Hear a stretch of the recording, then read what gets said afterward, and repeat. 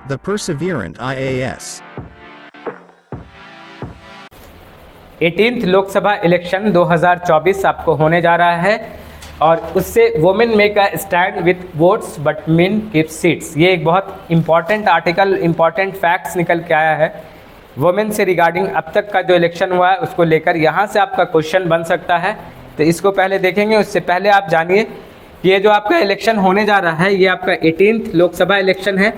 कितने सीट के लिए हो रहा है ये हो रहा है आपका 543 सीट्स के लिए। पूरे इंडिया को 543 कॉन्स्टिट्यूंसी में बांटा गया है और उसी पर इलेक्शन हो रहा है। यहाँ से एक फैक्ट निकल के आता है पहला कि सबसे पहला लोकसभा इलेक्शन कौन से ईयर में हुआ था और कब से कब तक चला था, कितने सीट के लिए हुआ था, ये इंपॉर्टेंट फैक्ट है। यहाँ से आपका भी क्वेश्चन बन सकता है। तो याद रखिएगा पहला लोकसभा इलेक्शन जो है आपका 21 अक्टूबर को स्टार्ट हुआ था और ये आपको 1951 से स्टार्ट हुआ था और 25 अक्टूबर था, ये 25 अक्टूबर 1951 1951 से स्टार्ट हुआ और ये 21 फरवरी 1952 तक चला था इलेक्शन, पहला लोकसभा इलेक्शन। ये आपको याद रखना है। और ये कितने सीट के लिए हुआ था? पहला लोकसभा इलेक्शन 489 सीट्स के लिए था। ये एक इम्पॉर्टेंट फैक्ट है जो डायरेक्टली आपके एग्जाम में पूछा जा सकता है, तो उसको आपको ध्यान में रखना है। अब देखिए कि जो ये आर्टिकल है इस पे बात करते हैं, women makes a stand with a votes but main keep seats. महिलाओं ने ज़्यादा बढ़ चढ़कर वोट देने में हिस्सा लिया है जबकि पुरुषों ने सीट को एक्वायर करने में ज़्यादा हिस्सा लिया है। अगर योगदान देखा जाए तो देखिए यहाँ पे से डेटा आप देखिए, लगभग जो है वोमेन का वोटिंग जो है मेंस के वोटिंग से बराबर हो चुका है। 50% महिलाएं जो है हर चुनाव में वोट करती हैं लगभग। ऐसा कहा जा रहा है रफली half of all Indian voters are now women. ठीक है, पूरे जो जितने भी इंडियन वोटर्स हैं उनमें से आधी आबादी किनकी है? महिलाओं की। महिला वोट करती हैं। लेकिन ये आर्टिकल इम्पॉर्टेंट इसलिए है कि जितना महिलाएं वोट करती हैं उनके अकॉर्डिंग उनको सीट नहीं मिलता है।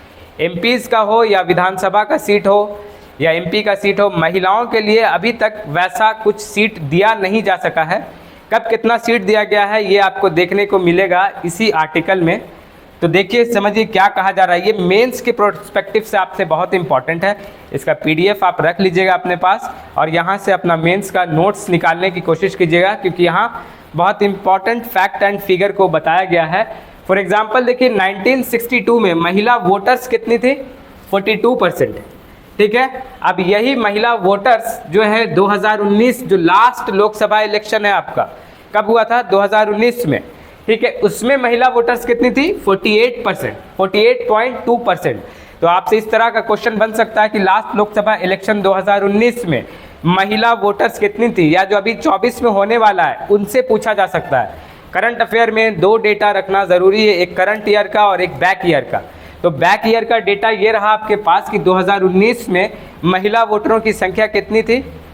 48%। अब यहाँ से एक इम्पॉर्टेंट फैक्ट ये है कि कैंडिडेट कितना रहे 1962 से लेके 2019 तक, महिला कैंडिडेट यानी कितनी महिलाओं को सीट मिला।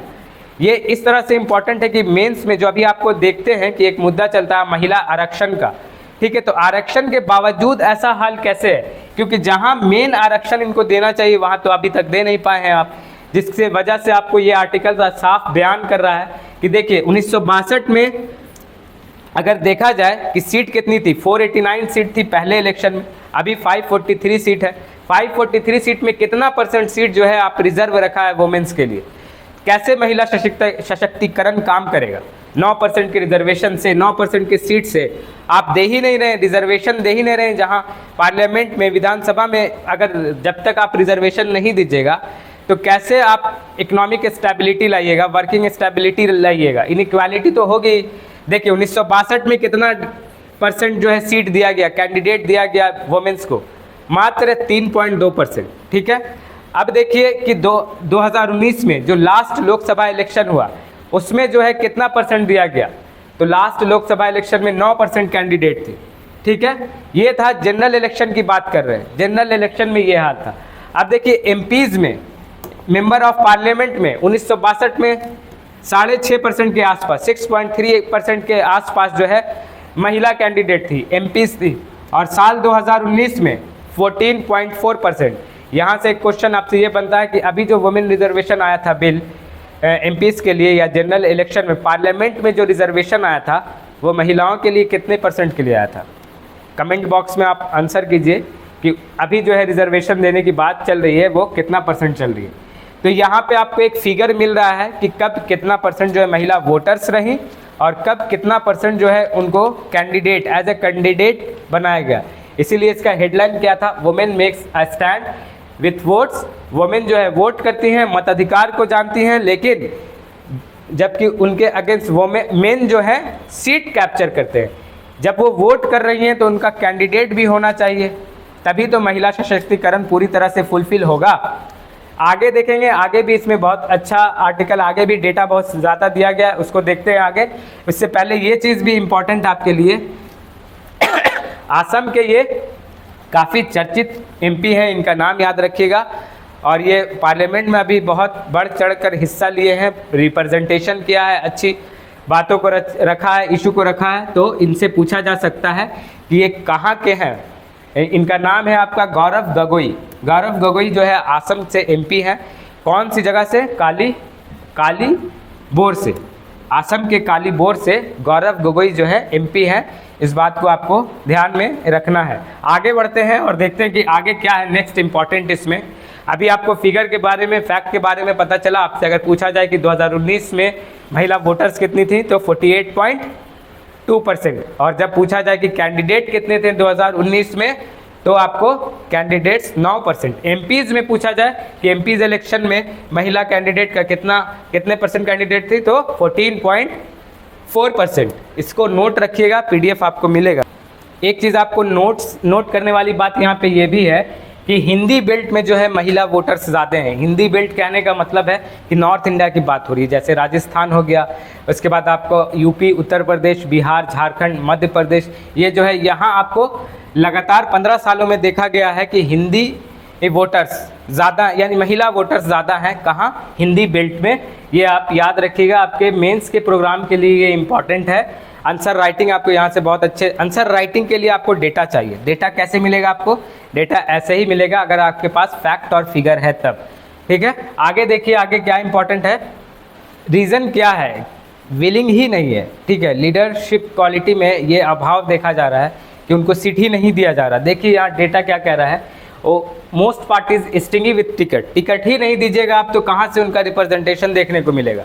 जब तक आप टिकट नहीं दीजिएगा तो रिप्रेजेंटेशन कहाँ से मिलेगा? Over the 7 election from 1996 to 2019, 1996 से 2019 के बीच में किस पार्टी ने कितना टिकट दिया है महिलाओं को, ये डेटा यहाँ पर आपको पूरा फैक्ट और फिगर क्लियर कर देगा कि none of the top national parties, जो भी मेन पार्टी है उन्होंने सीट ही नहीं दिया है।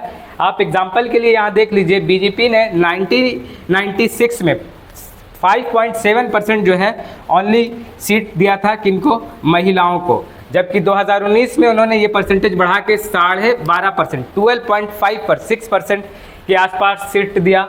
उसके बाद आप देखिए कांग्रेस, जो देश की सबसे बड़ी पार्टी थी, उसने क्या किया है कि 1996 में 9.3%, इनसे थोड़ा सा रेशियो अच्छा रहा है, और यहाँ पर ये 12.8% 2019 में कांग्रेस ने महिलाओं को सीट दिया है। इसके बाद CPI, communist party of India, इसने कितना % सीट दिया है? इसने 7% सीट दिया था 1996 में, जबकि 2019 में 2019 में इसने 8.2%। तो ये देखिए इतना कम रिप्रेजेंटेशन है।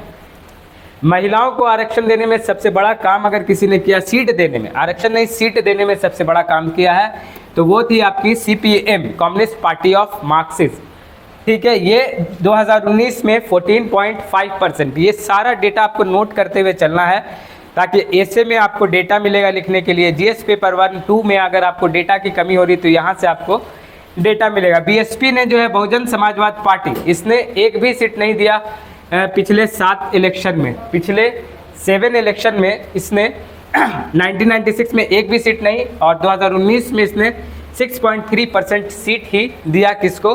महिला कैंडिडेट को। तो ये स्थिति है, ये रिप्रेजेंटेशन है। महिलाएं वोट तो करती हैं लेकिन उनका कैंडिडेट ही नहीं है उनके पास। फिर भी वो वोट करती हैं। अब देखिए कि state with highest increase in share of women voters, कौन से स्टेट है जहां सबसे ज़्यादा जो है महिला वोटर्स हैं, वो आपको ध्यान में रखना है। इम्पॉर्टेंट ये है, देखिए कि 2009 में 40% महिला वोटर थी, कहाँ? मध्य प्रदेश में। शुरू के 4-5 आपको याद रखने होते हैं, क्योंकि यहाँ पे से क्वेश्चन आपका बनता है कि महिला वोटर सबसे ज़्यादा, आपको पहले ही बताया कि हिंदी बेल्ट में, मध्य प्रदेश भी एक हिंदी बेल्ट है, वहाँ देखिए आज भी 2019 में महिला वोटर कितनी थी? 46%। जम्मू एंड कश्मीर में 46%, ठीक है। झारखंड में 48%, ठीक है, महिला वोटर्स। बिहार में 48.9%, बिहार का याद रखिएगा। बिहार में लोकसभा इलेक्शन 2019 में महिला वोटर्स 48.9% बिहार का स्पेशली याद रखिएगा। बीपीएससी वगैरह में आपसे ये पूछा जा सकता है, हालांकि ये टफ क्वेश्चन में से हो जाएगा, लेकिन आपको याद रखना है। उत्तर प्रदेश में 46%, ठीक है, महिला वोटर्स। सबसे ज़्यादा मिजोरम में 50%, ठीक है। उसके बाद गोवा में 51%। ये सारा फिगर आपको काउंट रखना है अपने ध्यान में। एक आपके पास डेटा होना चाहिए कि महिला वोटर के संदर्भ में सबसे ज़्यादा, पहले तो हिंदी बेल्ट याद रखिएगा, हिंदी बेल्ट में महिला वोटर ज़्यादा हैं। और उसमें भी बड़े राज्य की बात किया जाए तो बड़े राज्य में मध्य प्रदेश में महिला वोटर्स बहुत ज़्यादा 46%, छोटे राज्य में गोवा में 51.7% महिला वोटर्स, ठीक है। कि पिछले कुछ सालों में देखा गया है कि वोमेन का रिप्रेजेंटेशन बढ़ा है वोटिंग में भी और कैंडिडेट में भी। आप देख रहे हैं कि 2019 में जो है सीपीएम ने 14.5% जो है महिलाओं को चांस दिया एमपीज कैंडिडेट के लिए, कांग्रेस ने दिया 12.5% के आसपास। अब देखिए इसका रीज़न क्या था? अवेयरनेस, पॉलिटिकल अवेयरनेस, ठीक है। पॉलिटिकल अवेयरनेस की वजह से जो है उनकी हिस्सेदारी बढ़ी है। अब एक चीज़ डेटा याद रखिएगा आप कि more women than men votes in 11 state. 11 राज्य इंडिया के ऐसे हैं जहां मेन से ज़्यादा वुमेन जो है वोट करती हैं।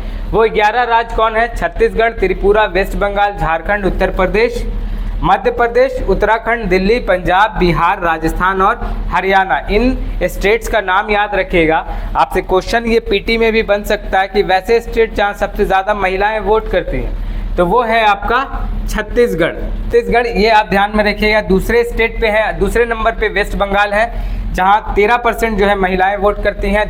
उसके बाद आपका दूसरे नंबर पे त्रिपुरा है, तीसरे नंबर पे आपका वेस्ट बंगाल है, पहले नंबर पे आपका छत्तीसगढ़ है, जो कि साल 2019 में 21% लोगों ने वहाँ वोट किया था। ये वोटिंग का नहीं है, ये है एमएलए कैंडिडेट का, ठीक है, कि कौन से राज्यों में 10% से ज़्यादा जो है एमएलए महिला है, महिला कैंडिडेट है। Women MLAs also small set. MLA भी जो है मेंबर ऑफ लेजिस्लेटिव असेंबली भी जो है स्मॉल नंबर पे हैं महिलाएं। कहाँ हैं? छत्तीसगढ़ ऐसी जगह है जहाँ 10% से ज़्यादा जो है महिलाएं हैं। त्रिपुरा में भी याद रखिएगा। लास्ट आपका हरियाणा है जहाँ टोटल 10% जो है महिलाएं एमएलए हैं। तो ये डेटा आपके लिए फैक्ट्स और फिगर के लिए इंपॉर्टेंट है। अगर यहाँ से आपको क्वेश्चन होगा तो आप दे सकते हैं। 8 state have never had a women CM. 18 राज्य ऐसे हैं जहां अभी तक कोई महिला सीएम नहीं बनी। याद रखिएगा, दिल्ली में 2 बार महिला सीएम बनी है। दोनों का नाम जो है आप कमेंट कीजिएगा कमेंट बॉक्स में। पहली महिला हम बता दे रहे हैं कि आपकी 15 साल तक रही, श्रीमती शीला दीक्षित, ठीक है। पहली कौन है? और वो आपको गेस कर दे रहे हैं हम कि 52 दिन के लिए वो सीएम रही थी दिल्ली में, उनका आपको नाम बताना है, ठीक है। तो 18 स्टेट ऐसे हैं जहां अभी तक महिला सीएम देखने को नहीं मिली है। Only 13 of 31 assemblies in the country have had a female CM, while UP, Delhi and Tamil Nadu have had 2 each। यानी यूपी में, दिल्ली में, तमिलनाडु में 2 बार जो है आपकी महिलाएं सीएम बन चुकी हैं। इन राज्यों का नाम स्पेशल हो गया, इसको आपको याद रखना। ये डेटा जो था, ये डेटा था कि कहाँ जो है 10% से ज़्यादा एमएलए वुमेन है, ठीक है। इसके लिए ये डेटा था। जहाँ सबसे ज़्यादा है वहाँ कहाँ है? छत्तीसगढ़ में, ठीक है। और महिलाएं वोट कहाँ करती हैं सबसे ज़्यादा? मध्य प्रदेश में।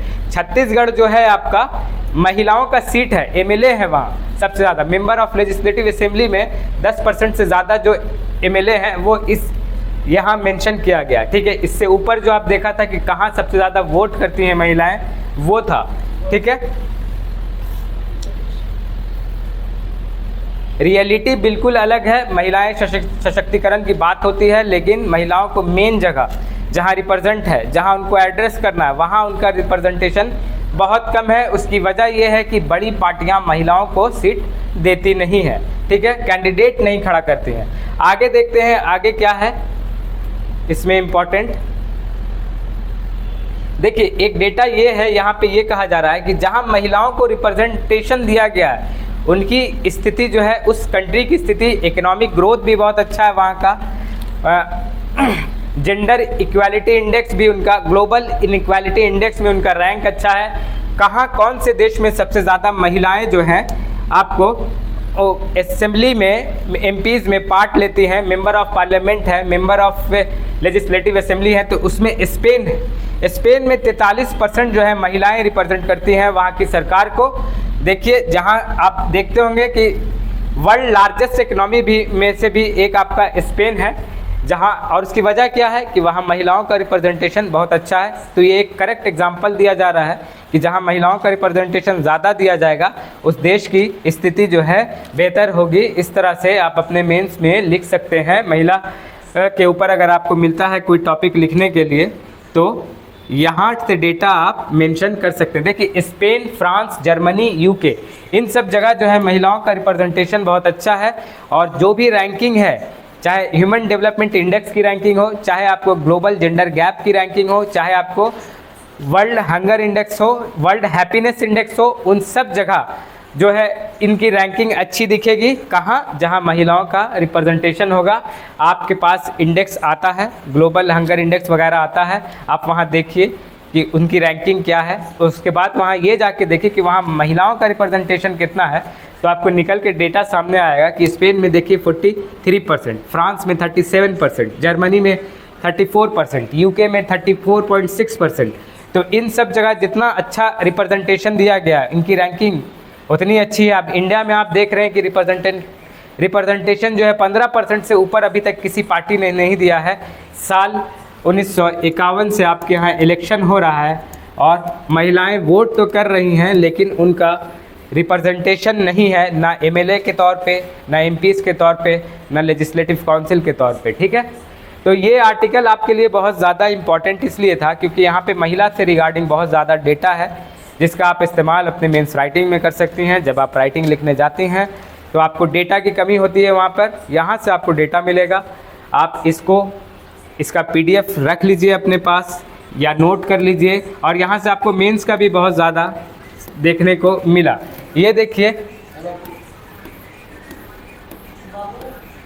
यहाँ पे आपको बताया जा रहा है, देखिए सीटें कहाँ कहाँ कितनी हैं, ठीक है। लोकसभा, राज्यसभा सीट है इस पेज में दिया हुआ, ठीक है। और वहाँ महिलाओं का रिप्रेजेंटेशन आप देख चुके हैं कहाँ कितना % मिलता है। ये फिगर क्लियर नहीं है, इसको रहने दीजिए, इसको आपको बाद में दे दिया जाएगा। ये आपके लिए इम्पोर्टेंट था, इसको ज़रूर आप अपने नोटबुक में नोट कर लीजिएगा, ठीक है। कल फिर मिलेंगे एक अच्छे से वीडियो के साथ, कंटेंट के साथ आपके, ठीक है। कुछ चीज़ें करंट अफेयर की छुट्टी भी है जो वीकली करंट अफेयर में पूरी तरह से कवर हो जाएगा। Thank you.